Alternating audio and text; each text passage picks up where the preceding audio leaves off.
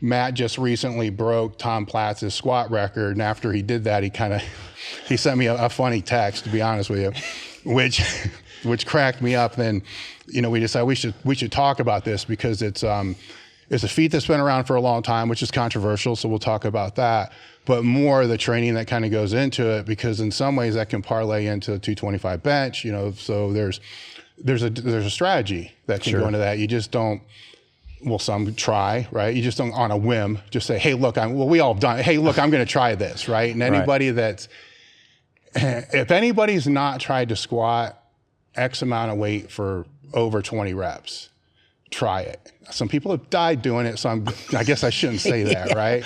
Well, I mean, it's been close. I mean, I think anybody, regardless, if anything over 300 pounds for 25 or 20 reps is impressive. No, it gets you, because first off, there's a strategy, because I've tried this many times, right? It's like, okay, I'm just going to do them as fast as I can. Nope, wrong, can't breathe. Yeah. I'm going to do 3, pause, do 3, pause. Nope, wrong, don't. Yeah. So there's, the one fact of the matter with all of it is you have to be fucking strong. Yes. That's the first part about it. Yeah. That I do know. So, getting to it was what, 525? 520. And like I said, we tried to calibrate it all to get it exactly perfect. That way, if there was ever any controversy, I got all the plates laid right there. I used a Mastodon bar. So that way, that made it easy. That's a 62-pound bar or whatever. So long story short, it's in the vicinity. I don't even know if anybody ever saw the side of Platz's squat to know if it even was more than 5 plates. There's been video on Kazmaier saying that it wasn't real, and he backspotted him in it. And so I don't really know. I think most of the controversy is, well, why don't you do it high bar narrow? And that's valid. But the other valid is how tall is Tom Platz? Well, here's the other thing. Who cares? Exactly. Number one. Number two, the problem is that the style in which we squat, if I did it Olympic style at my height at 6'1", I'd be lifting 3.5 feet a set. You know what I mean? So it's just, or a rep. So it's just, for me, I had to put it in my strongest position, which actually was narrower than I used to squat, just because the hips are 42 years old now. So it was a little bit more leg for me. But in my opinion, watching the video, I am very, hard on myself. Is I looked at every rep and said that would count at every meet that I've ever been to. And that's all that matters. Before we get into the training, let's put the video up real quick, because I'm gonna ask different type of questions, right? Because I've done shit like this. Can we put it on our okay, put it here. But yeah, it's one of those things where Mike O'Hearn, I'd say the first time that I attempted it, Mike O'Hearn was like, hey, how many times can you squat 500? And I was like, well, don't start it yet. Get it back there. Yes. All right. So a couple things for anybody that wants to try to do some rep work.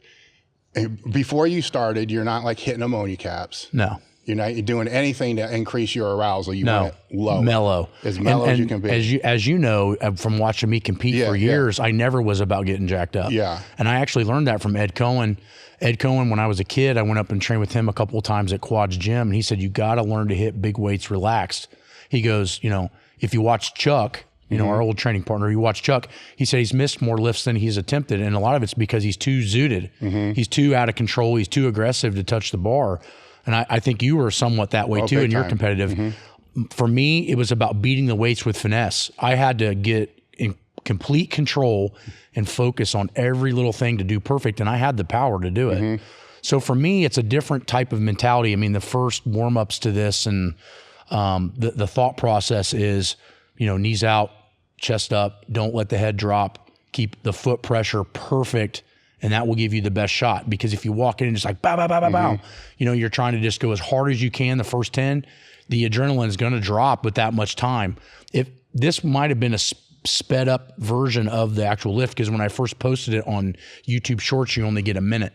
So we sped it up a little bit. It actually took about 1 minute and 47 seconds. So as anybody knows, at 45 seconds, if you're doing something kind of hard, that's when shit hits the fan. Now do it for another minute. With that being said, the thought process on that, your adrenaline has to stay calm. You can't use adrenaline on this because you will burn the gas tank out.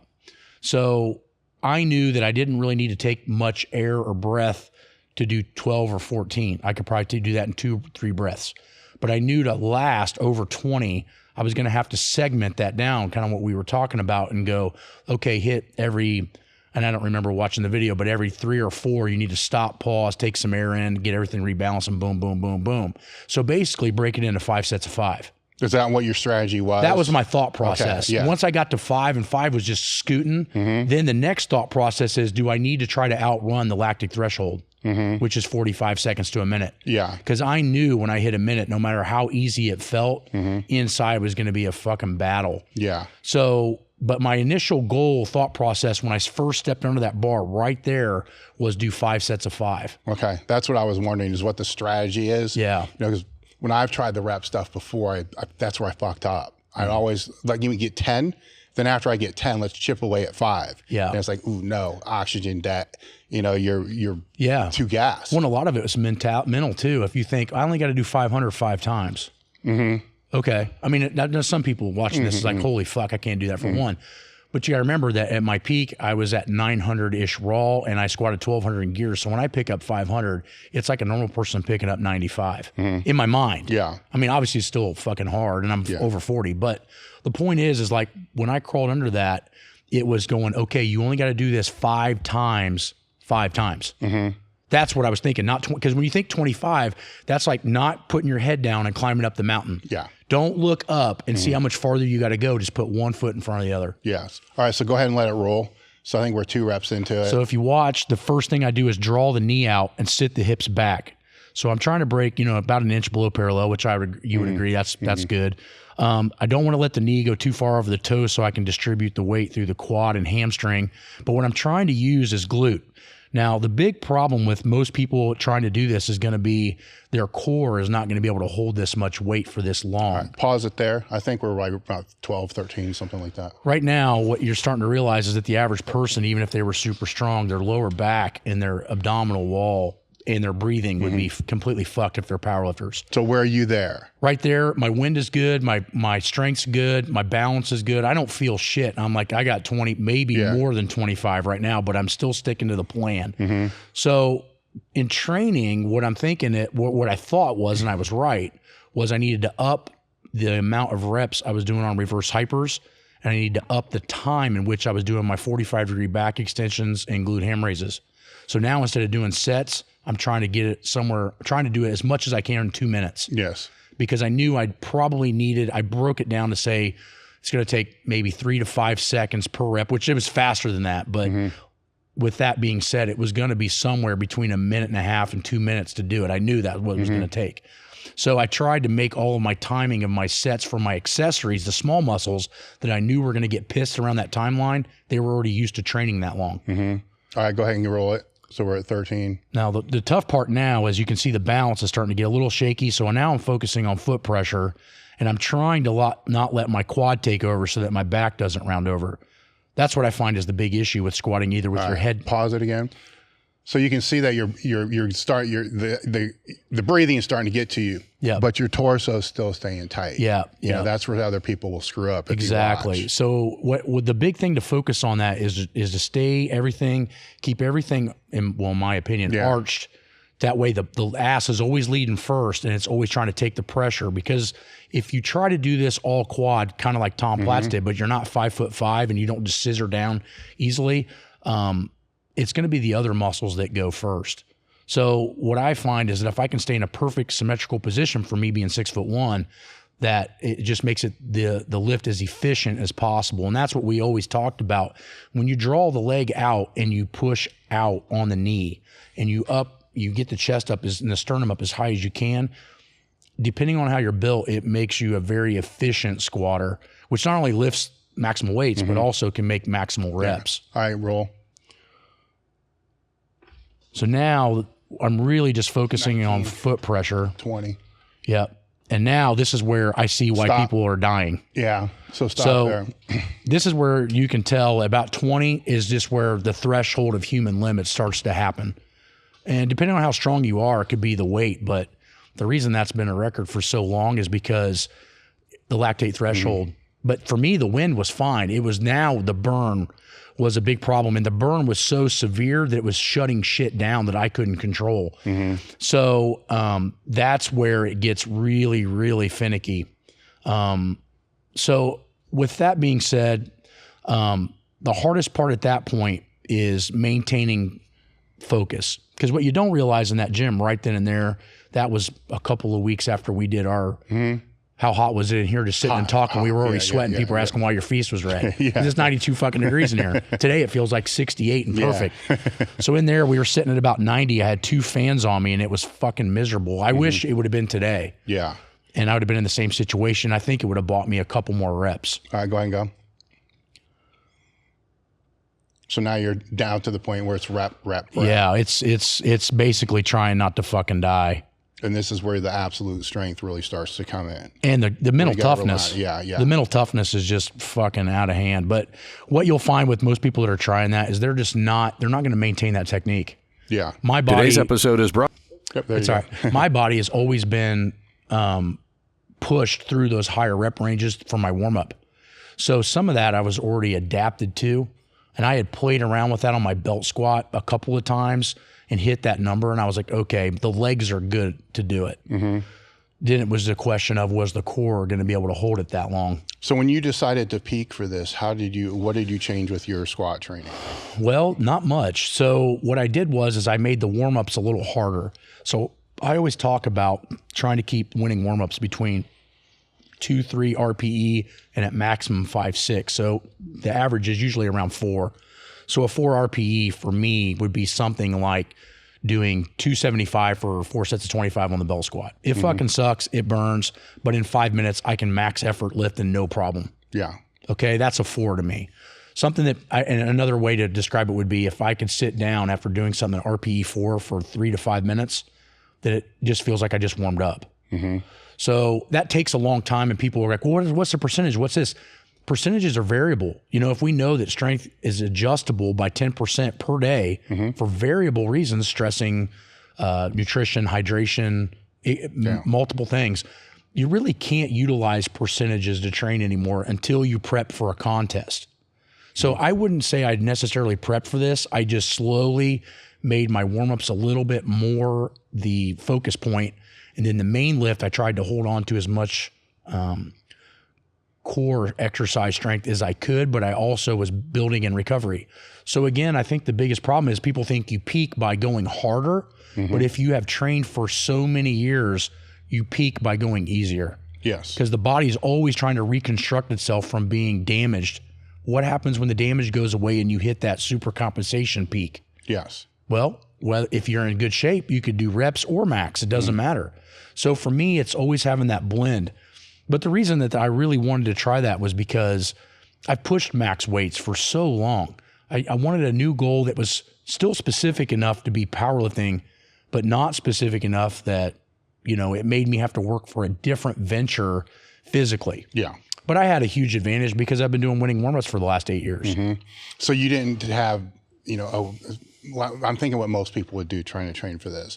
They're going to start at, maybe it's that weight, maybe it's a lower weight, and start doing the sets of 15, 20 to try to get conditioned. I did do some of that. And mostly I didn't do it for what people would think though. So 6 weeks out from doing it, which was about when we did that podcast, I did 225 for 25, right? Not even half. But what I'm doing is I'm just getting used to the straight bar again because I train conjugate style. I don't touch straight bars that much. Why? Because I'm already good at it. So if anybody could take anything away from this podcast, quit training the shit you like and start finding. So if the camber bar, you suck at camber bar, it's telling you that you have a weakness there. If you suck at safety bar with bands, but you're good with chains, then maybe you're not reactive enough. If you're good free, but you suck on a box, you need to do more box. I mean, it's very simple, but it's the hard part is ego's out the door. When you really want to train for your weaknesses, you have to be honest with yourself and know your exercises that are going to make you better, but you don't necessarily like to do. Yeah. So I keep those exercises at full 100% capacity on max effort day. But what I did was to deload was I did 225 or 35 with the Mastodon bar, 240. I did that for 25 reps just to say, okay, my shoulders feel good. I'm back under the straight bar. You know how it is. Yeah. You get over 35 and you've been benching 6 wheels. Yeah, if your elbows can't get underneath it, yeah. Yeah, so what people don't see is the real warm-up and deload to that is stretching under a straight bar for about an hour and a half a week, just to get it all broke loose to where when I put that bar back where I used to sit it feels natural and normal. So week 1 is redial. I would say that's prime week 1. It's redial straight bar. Then the speed day and the next max day is very simple. The speed day is fast, but it's light. And it's also used with a straight bar just to keep the motor pattern. The next day I use something heavy band, almost like a Circuit Max, and I go up to something that nearly buries me. So I'll go up to something that's right at 100%. The next week I don't do any speed work at all. I just stretch and do accessories, the small muscles I think are going to give out. The next week I did 330 for 25. And then that's when I started posting, I'm going to try this record in a couple weeks. And people are like, oh, you fucking, that's only 300 pounds. You don't have a prayer, motherfucker, you know, all the same bullshit. And I'm just like, whatever. So I do that. And then the next week, that week right before I try it, I actually just go in and warm up with the straight bar to about 50% of what feels like a 5 RPE. I do 5 sets of 5 at that weight just to break it loose, start going that 5 sets of 5 mentality. Ba-boom, ba-boom, ba-boom. Ba-boom, ba-boom, ba-boom. So that way I got the timing down. So what I'm doing is I'm warming up my shoulders. I'm getting the straight bar timing down. I'm starting to increase the weight. In between that, I'm letting my body recover. Now that big super compensation whip has come, and then it's time to hit. So then I walk into the gym. It's hot. I'm like, God damn it. So I'm already seeing these dominoes start to stack against me. But I'm like, I got to do it now because I was going to speak on the East Coast. The business has been getting crazy, and I'm like, I got to get this straightened out. I got to do it now, or I'm just not going to do it. And I started thinking, every year I've thought about doing it, I put it off for something else, and I wait a whole nother year. I'm like, how much longer is my body going to let me? I'm at 40. I'll be 43 in a month. Yeah. So I said, no, I'm just blocked it all out. I'm doing it today. So I went 1 plate for 5, 2 plates for 5, 3 plates for 5, 4 plates for, I think, 3. And then I did the actual weight, 520, and just hit it for a single. Walked away, filled it out, got the jitters away, got the foot pressure, knew exactly how I needed to set up, went and sat down for about 10 minutes, and then went to the fucking hammer. So with, you took up the volume, I would say, the volume or time of the back raise and the reverse hypers. Were there any other exercises that you pulled up too? So 45-degree back extensions, reverse hypers, glute ham raises, because I wanted the hamstrings and glutes to play as much of a part as they possibly could. But the problem with the GHR as a heavier guy, you got to back it out sooner because it is a lot of damage. You don't want to get down to that squat at 19 and start pulling hamstrings. Yeah. Because it's probably going to come off at that amount of weight and that amount of fatigue. Yeah. What do you mean by a lot of damage for the people that are listening? Well, GHR is, for a heavier guy, you're talking, you're doing hamstring curls with 60% of your body weight. I'm just throwing a number out there, but I'd say that's what it feels like. Yeah. So if you can do let's say you're a 250 pound guy and you can do hamstring curls for sets of 10 with 200 pounds, I don't give a fuck how strong you are. That sucks. So when you're doing GHRs like that, that really starts to bring out the ability for the hamstring and quadricep to kind of work in synchronicity together. So what I've been trying to do my whole life, and it was hard because of my car accident, was to take my hamstrings and try to make them as strong as my quads, which is nearly impossible. But that's the focus.